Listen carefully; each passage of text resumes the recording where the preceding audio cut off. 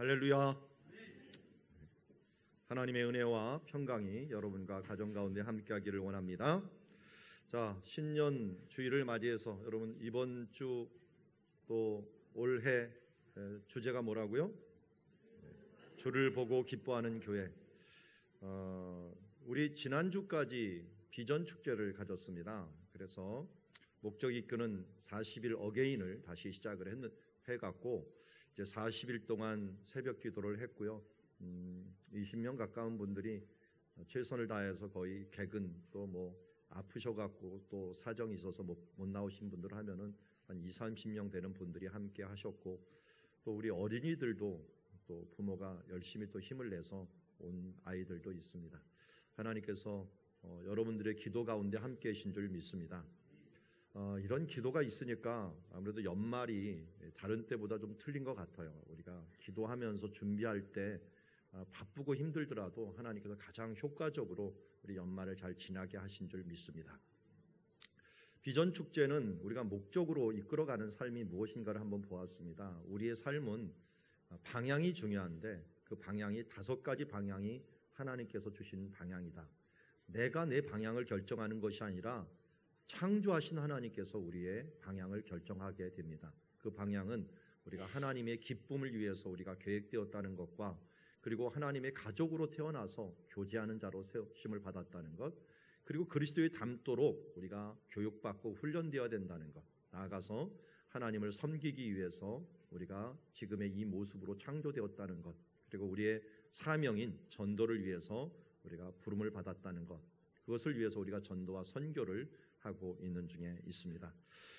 그리고 우리 지난주에 또 이렇게 졸업 예배를 했습니다. 제가 예년과 달라진 것을 보면은 요새 길을 지나다 보니까 졸업식을 하더라고요. 이미 졸업식이 마친 학교들이 제법 많더라고요. 예전에는 2월 달에 졸업식을 했잖아요. 그런데 요새는 1월에 졸업식을 다 하더라고요. 이 앞에 있는 학교도 이미 졸업식이 끝난 걸로 알고 있는데, 우리 교회도 이제 마지막 주에 했는데 첫 주가 되니까 다 졸업식이 바뀌는데, 하여튼 새롭게 되는, 특별히 우리 초등학교를 졸업하는 아이들, 고등학교를 졸업하는 아이들, 이런 아이들에게는 굉장히 의미 있는, 또 유치부에서 또 초등학교로 올라가는 아이들에게는 굉장히 의미 있는 시간이었다 하는 것을 아시고, 또 그들을 축복하고 기도하고, 이런 과도기 시절 때 어떻게 신앙을 잘 안내해 주는가, 또 이런 신년이 되었을 때 우리가 신앙을 어떻게 잡는가 하는 것들이 굉장히 중요하다는 것을 우리가 생각했으면 좋겠습니다. 올해가 몇 년이라고요? 네, 2020입니다. 2020년이라서 제가 한번 벌써 한 달 정도 됐죠. 2020년을 맞기 위해서 좀 준비를 하면서 2020 들어가 있는 성경 구절이 대체 뭐가 있나 하는 것들을 한번 검색 프로그램으로 한번 다 잡아봤어요. 그랬더니 엉뚱한 거 빼고 의미 있는 것들을 한번 간추려 보니까 한 6, 7가지가 나왔습니다. 여러분들에게 그것을 한번 소개하면서 우리가 2020이니까 한번 20장 20절 말씀으로 한번 은혜 받는 것도 좋겠다 하는 것을 가지고서 몇 개를 골라보았습니다. 주보 가운데도 나와 있기 때문에 여러분들이 보면서 보았으면 좋겠고요. 출애굽기 20장 20절 같이 한번 읽어보겠습니다. 시작. 모세가 백성에게 이르되 두려워하지 말라. 하나님의 임하심은 너희를 시험하고 너희로 경외하여 범죄하지 않게 함이라. 아멘. 출애굽기 20장이 무슨 장인지 아십니까? 십계명장이에요. 십계명을 다 말씀하신 뒤에 하나님의 영광이 나타나니까 사람들이 두려워했어요. 그냥 우리가 하나님의 그 큰 존재 앞에 경외심을 가질 수밖에 없죠. 그런데 이렇게 하나님께서 내려오신 것은 너희를 시험하여 너희로 경외하여 범죄하지 않게 하려 함이라.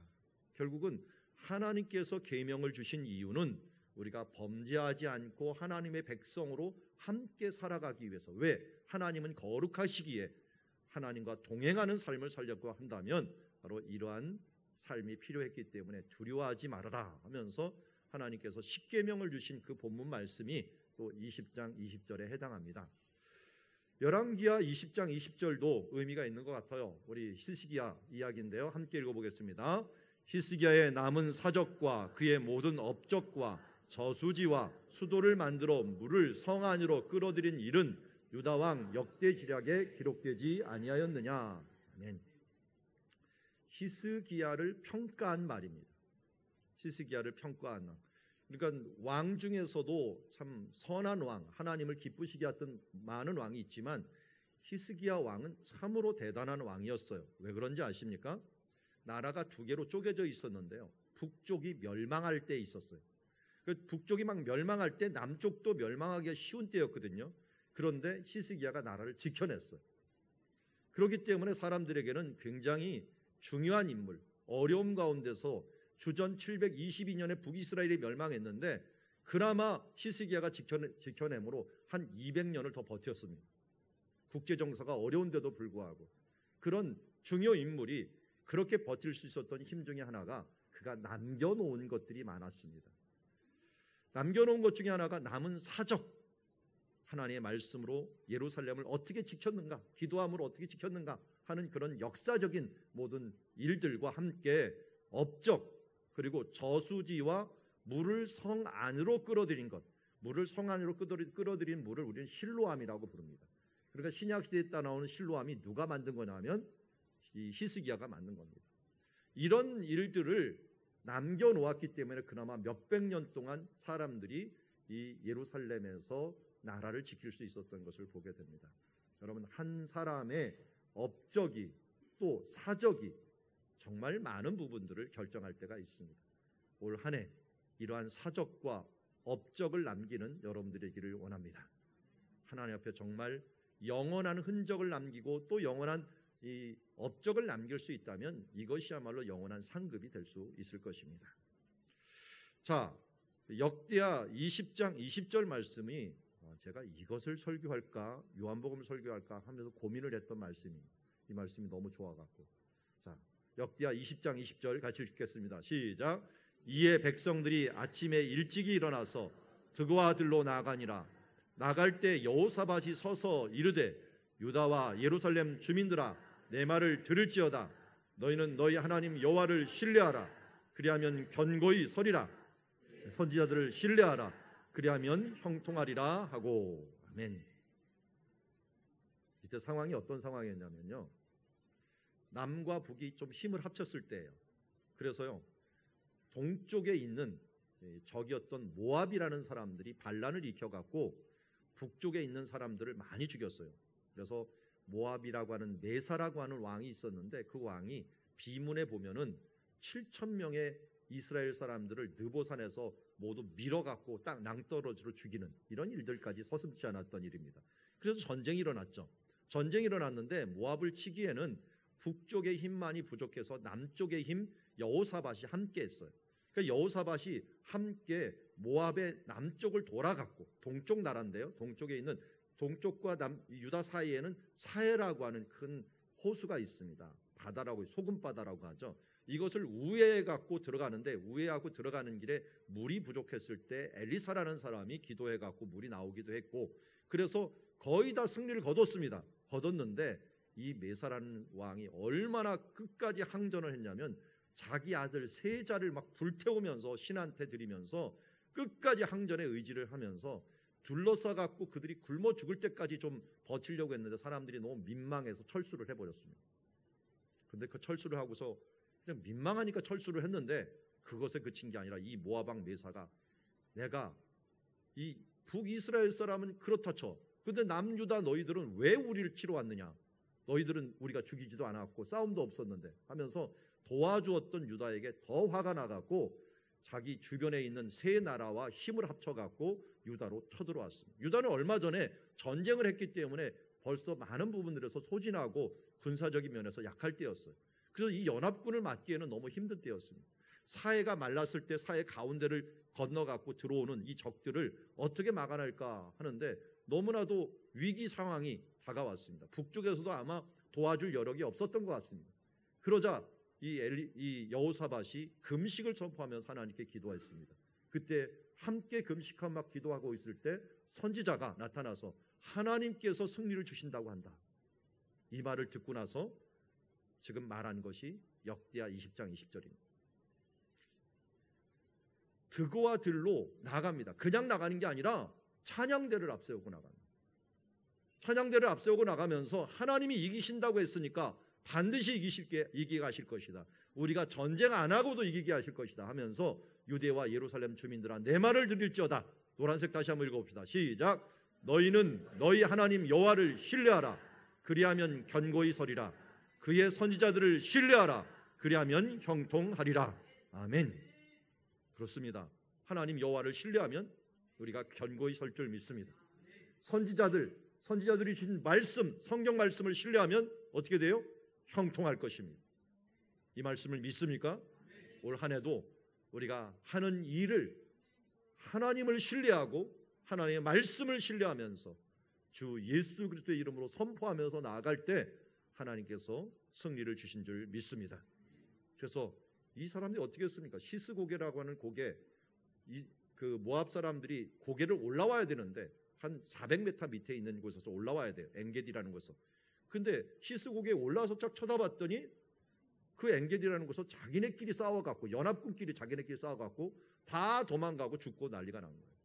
그래서 거기에 있는 물건, 전리품을 수거하는 데가 3일이 걸렸다고 합니다. 그것을 가져와 갖고 드고아라는 들 앞에 놓았더니 거기를 브라카 골짜기다. 브라가 골짜기, 하나님의 축복의 골짜기, 송축의 골짜기라고 이름을 붙이면서 했던 일이 바로 역대하 20장 20절에 있는 말씀입니다. 이 말씀도 좋죠. 그러니까 여러분 두 번째 말씀으로 붙잡으면서 우리 하나님을 신뢰하라. 그러면 견고히 설 것이요. 선지자를 신뢰하라. 그의 말씀을 신뢰하라. 그러면 형통하리라. 형통한 한 해가 되기를 원합니다. 에스겔서 20장 20절 말씀 또 한번 읽어봅시다. 시작. 또 나의 안식일을 거룩하게 할지어다. 이것이 나와 너희 사이의 표징이 되어 내가 여호와 너의 하나님인 줄을 너희가 알게 하리라 하였노라. 아멘. 예전에도 그렇고 지금도 그렇고요. 이스라엘 백성이 하나님의 백성인 이스라엘 백성을 어떻게 아느냐면 안식일을 지키는 모습을 통하여 알게 됩니다. 여기 나왔잖아요. 안식일을 거룩하게 하면은 그것이 뭐예요? 나와 너 사이에 표징이 될 것이다 라고 합니다. 지금도 마찬가지입니다. 이슬람 사람인 것 또 유대인인 것 무엇을 보고 압니까? 두 가지입니다. 먹는 것과 날짜를 지키는 것. 이거 보면 이 사람들이 어떤 종교를 가지고 있는가 하는 걸 알 수가 있습니다. 여러분들은 그리스도인이라는 걸 어떻게 다른 사람이 알고 있습니까? 똑같은 원리로 먹는 것과 날을 지키는 것에 대해서 여러분들이 표징을 가지고 있습니까? 먹고 마시는 것에서 나는 거룩한 삶을 살기 때문에 나는 나실인이기 때문에 술을 마시지 아니하고 또 내 몸을 해치는 어떤 담배나 기호식품 이 모든 것들에 대해서 나는 멀리하면서 하나님의 성전을 지키는 마음으로 나는 살고 있는가? 이것이 그리스도인의 표징입니다. 또 하나는 뭡니까? 내가 다른 날보다도 우리 사도들이 우리에게 전통해준 이 주의를 지키면서 하나님께 예배하는 자로 나는 살겠습니다. 이곳을 지키는 것이 아니라 나는 이 예배를 중심으로 살아가는 사람입니다. 하나님을 중심으로 살아가는 사람입니다 하는 나를 통하여 여러분들의 표징, 여러분들의 정체성을 가질 때에만이 다른 사람들이 저 사람은 기독교인이구나 하는 것을 알게 되는 거죠. 이런 표징이 없이 그냥 이래도 저래도 똑같으면서 이름만 가지다면 과연 오늘 성경에 보는 것처럼 하나님과 우리 사이에 무엇이 표징이 될 수 있다는 말입니까? 표징이 된다면 최소한 성경에서 말하는 대로 먹는 것과 날에 대한 이런 중심을 어디에 잡느냐 하는 부분들에 대해서 여러분들이 바른 태도를 가질 때 그게 바로 그리스도인으로서의 표징을 가지게 됩니다. 예배요? 오늘 여러분들 예배에 와서 무엇을 얻으려고 왔습니까? 질문이 잘못됐습니다. 얻으려고 온 게 아니라 무엇을 드리려고 왔습니까? 하는 것으로 돼야지 하나님 중심이 됩니다.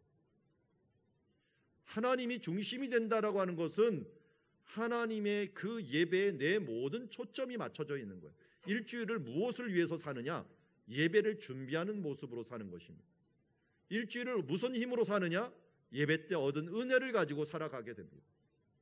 그런데 지금 많은 부분들 예배가 뭐냐면 위로받고 치유받고 또 거기에서 뭔가 주일날 기쁜 찬양과 감정에 대한 좀 힘을 얻는 그런 시간으로 생각을 하고 있는데 주객이 전도된 상태입니다.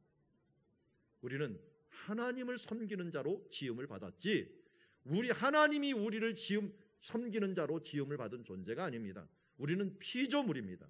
하나님을 섬길 때 가장 행복할 수가 있습니다.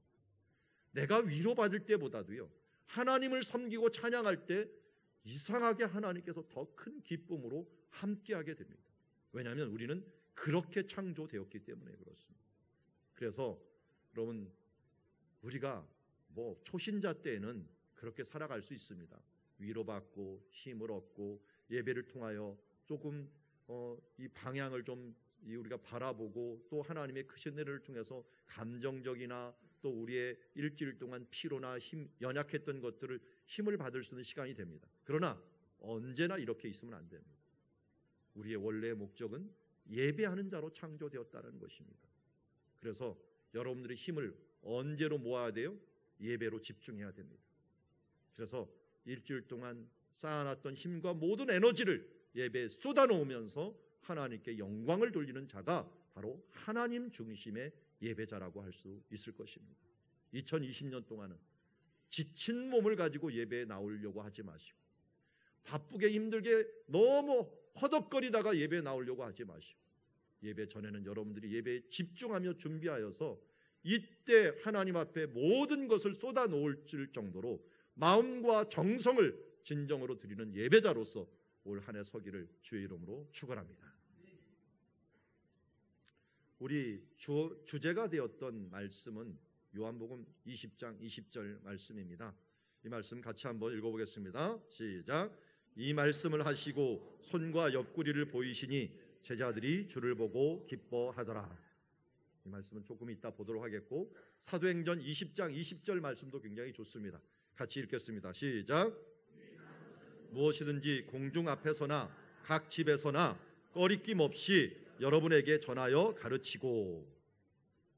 그렇습니다. 사도 바울은 3차 전도행이 끝날 때 에베소에 있는 장로님들을 이 멜리데라는 곳에서 모여갖고, 멜리데가 아니죠. 어디죠? 맞나요? 아닌데. 에베소에서 불러와갖고 거기에서 장로들을, 어디입니까? 밀레도. 멜리데하고 밀레도 헷갈리네요. 밀레도입니다. 밀레도라는 곳에서 불러갖고 장로들에게 마지막 송별 인사를 하게 됩니다. 자기가 감으로 예루살렘에 가면 순교할 가능성이 크기에 죽음을 가고 마지막 유언과 같은 말씀을 해 주었죠. 그때 우리가 사도 바울의 이 말씀을 보게 됩니다. 내가 그동안 어떻게 살아왔는지를 당신들이 알고 있습니다. 저도 마지막에 이렇게 고백했으면 좋겠어요. 우리의 인생 마지막에 정말 이 주님 앞에 부끄러움이 없도록 내가 유익한 것은 무엇이든지 공중 앞에서나 각 집에서 거리낌 없이 여러분들에게 말하였다. 아이들은 잔소리를 먹고 자랍니다. 그러기에 유익한 것들은 자꾸만 이야기해 줘야 됩니다. 그냥 놔둬갖고 커가는 사람은 없습니다. 그래서 신앙의 잔소리를 통해서 신앙의 맷집이 생기고 또 건강한 이 정금같이 또 솟아나는 그런 자녀로서 나갈 수 있는 줄 믿습니다. 여러분, 전도하고 또 말씀을 나누는 일들을 계속하는 그리스도인들 모두 되시기 바랍니다.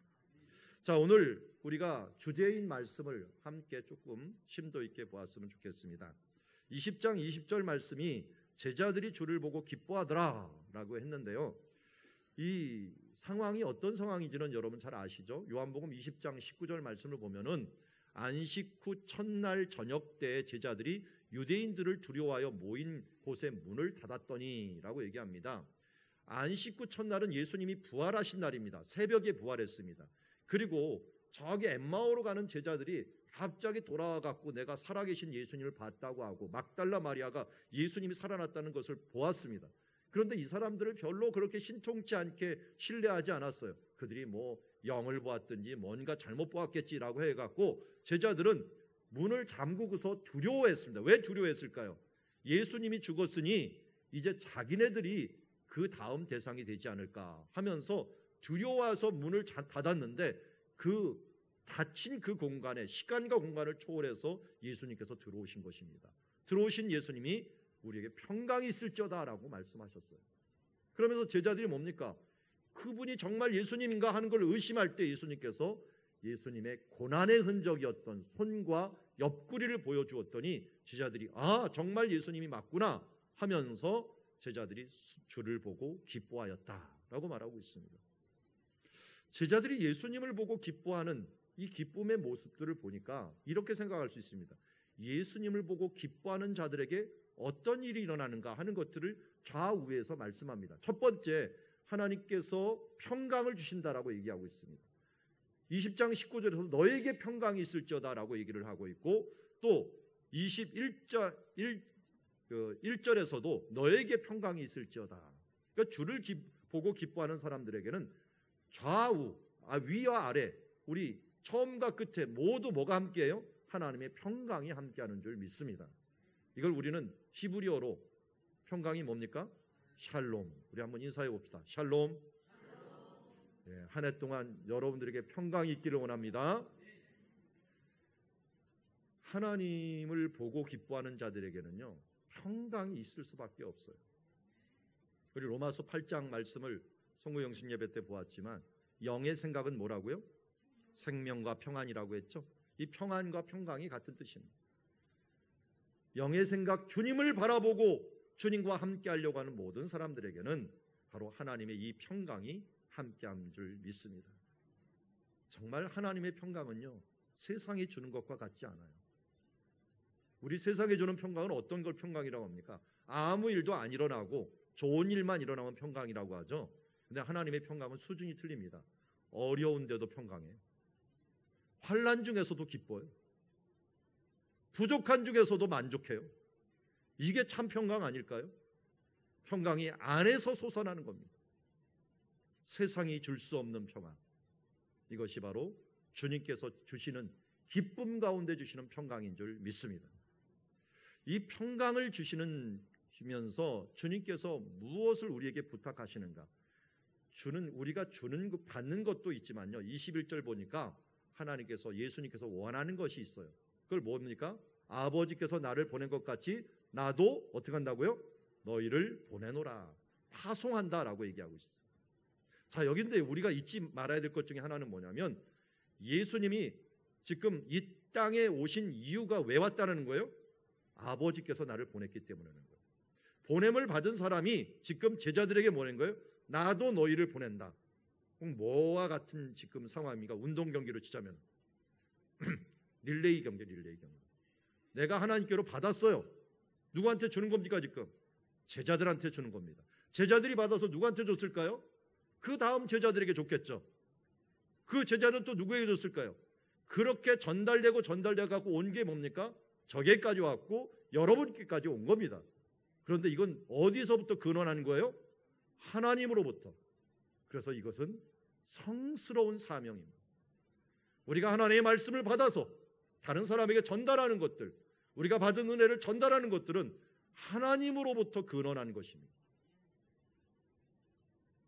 증인이 된다는 것들, 이런 것들은 하나님이 주신 사명이라는 것입니다. 구약 때는요, 예수님이 이 부분하고 구약 성경하고, 그러니까 구약 성경하고 신약 성경하고 가장 큰 차이 몇 개를 든다고 한다면 저는 이것을 들 수 있어요. 구약 성경에서는 뭐라고 자꾸만 얘기하면 거룩하라, 구별하라, 이런 말을 많이 해요. 그런데 신약 성경에는 나가라, 증인이 되어라 하면서 이런 부분들을 강조를 많이 해요. 여러분, 밖으로 나가면 어떻게 될까요? 더러워지지 않을까요? 우리 부모님들 중에선 밖에 나가서 못 놀게 하는 사람 있죠. 더러워질까 봐. 요새는 보니까 강아지들도 신발 신겨서 야외로 나오더라고요. 무슨 딱딱딱 소리 나고 산책하다 보니까 이 강아지한테 고무신을 신겨갖고 나왔더라고요. 뭐 예쁘긴 하더만 저거 불편하지 않을까? 그런데 왜 그랬을까요? 더러워질까 봐. 우리 예쁜 강아지가 더러워질까 봐 신발까지 신겨갖고. 이 정도면 우리가 결벽증에 해당하는 사회를 많이 살고 있습니다. 근데 이상하게 그렇게 깨끗이 하려고 노력한 사람보다 좀 코도 흘리고 조금 손에 뭐도 묻히고 한 사람들이 이상하게 건강하게 더 잘 살아. 이 면역력이 더 중요한 건데 이상하게 우리는 거룩에만 더 초점을 맞춰요. 구약 성경에는 근데요, 이스라엘 사람들이 그랬어요. 회당을 만들고 뭘 주면서 왜요? 거룩하려고. 이거 나쁜 거 아닙니다. 그런데 왜 신약에서는 거룩보다는 이 파송, 나가는 것들을 강조할까요? 거룩을 뛰어넘은 겁니다. 어떻게 뛰어넘었을까요?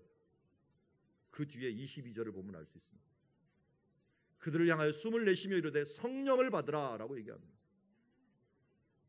성령님이 오시면 어떤 일이 벌어질까요?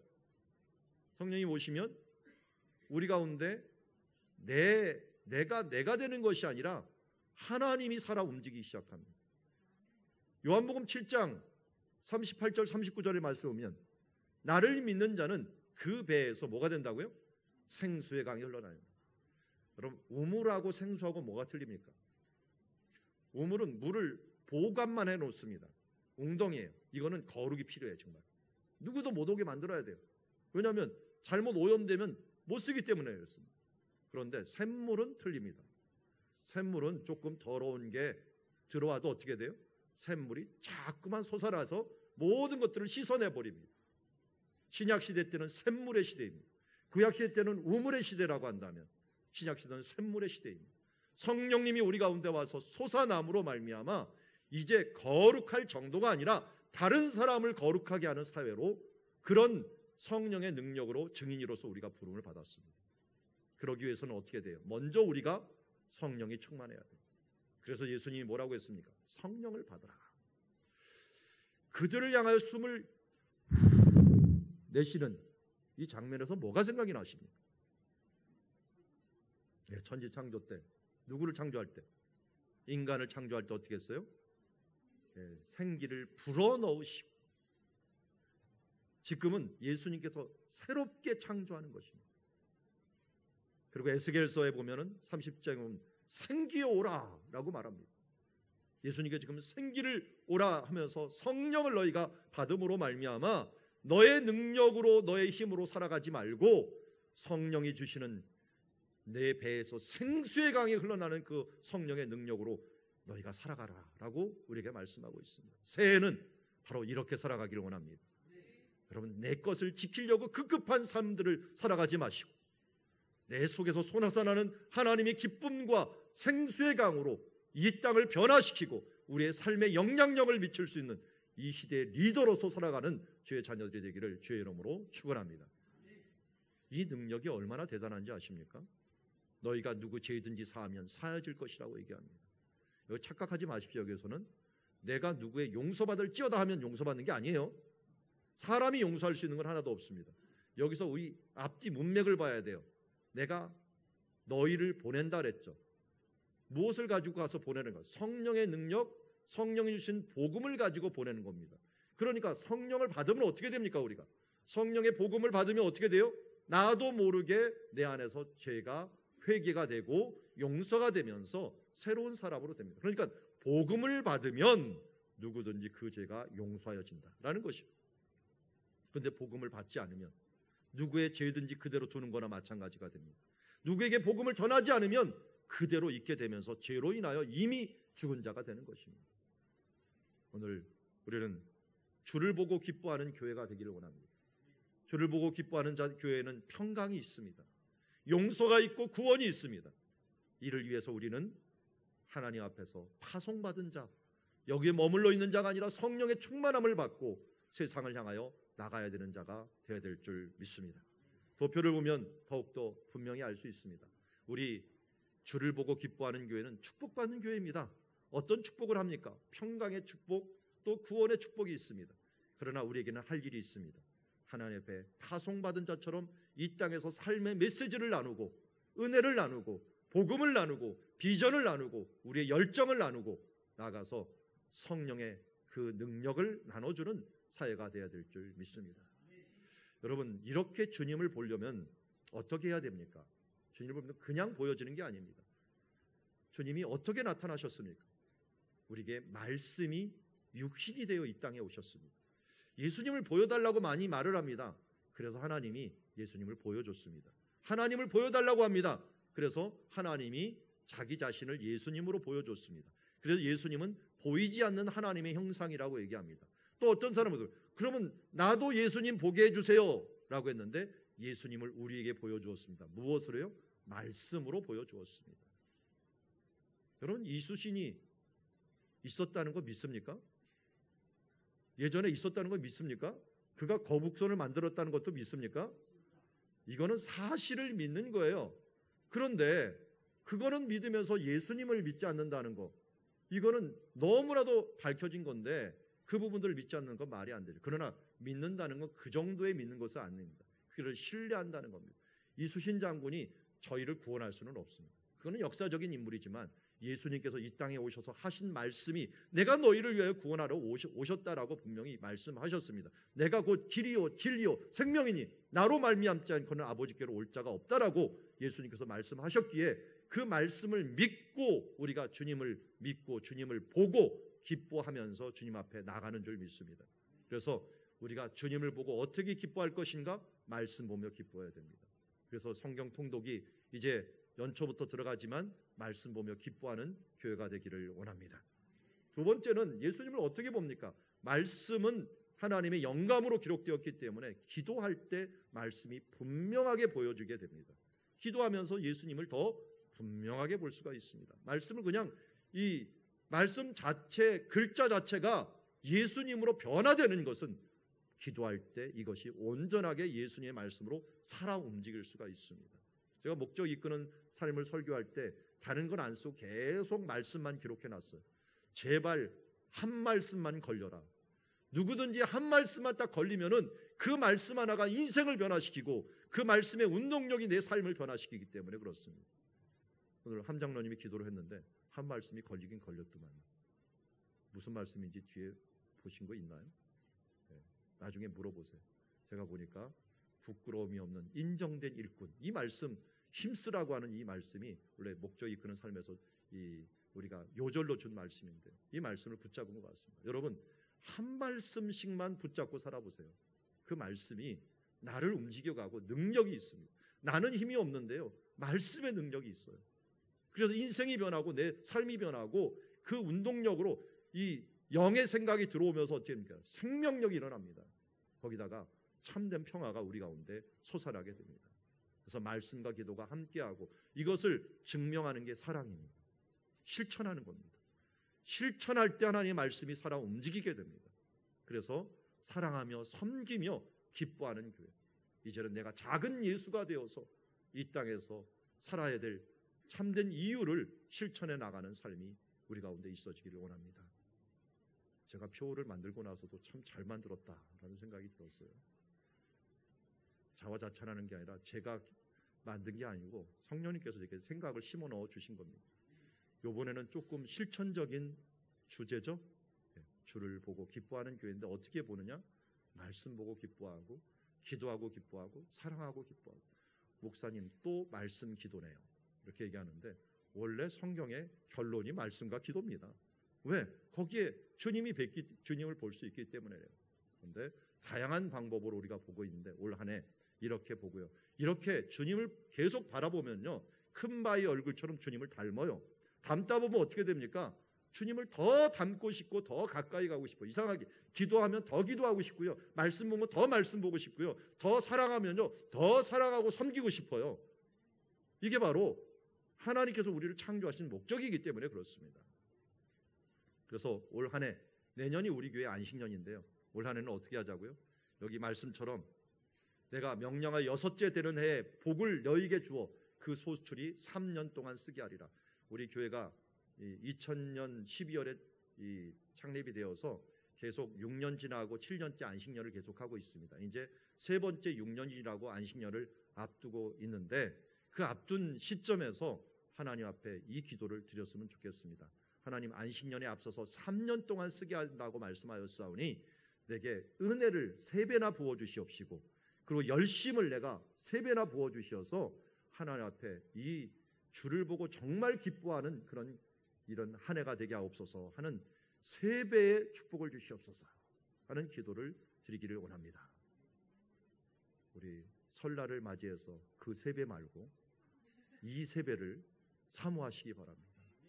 예, 그 돈 조금 받는 세배, 여기에 초점을 맞추지 말고 우리의 정말 하나님이 물주가 되십니다. 우리의 물주가 되시고 모든 믿음과 권능과 물질과 모든 사람을 붙여주는 것들, 만남의 축복 다 하나님께서 은혜를 주셔야 됩니다. 그래서 하나님 이 은혜를 베풀어 주시옵시고 세배의 은혜를 베풀어 주시고 열심을 또한 세배로 우리에게 허락하여 주시옵소서. 우리 교육부 예산을 지난주에 짰는데 제가 보니까 세배 그랬는데 세배로 안 짰더라고요. 그래서 집부분에 가서 제가 좀 수정을 하면서 세배를 생각하고서 계획을 좀 짜십시오라고 얘기를 했는데 그릇은 안 준비해 놓고서 무슨 은혜를 받으려고 합니까? 이번에 예산도 그래서 세배를 제가 생각하고 있습니다. 여러분, 여러분들의 물질도 세배로 넘치니까 어떻게 11조로 세배도 늘어날 것이고 또 여러분들의 감사도 세배로 늘어날 줄 믿습니다. 그래서 하나님 앞에 주님 세배의 은혜를 주시는 한 해가 되게 하여 주시옵소서 하면서 함께 기도하면서 나아가는 시간 되기를 원합니다. 기도하겠습니다. 우리 이 시간 합심해서 함께 기도할 때 우리 이 말씀 붙들고 함께 기도했으면 좋겠습니다. 주님, 주를 보고 기뻐하는 교회 되게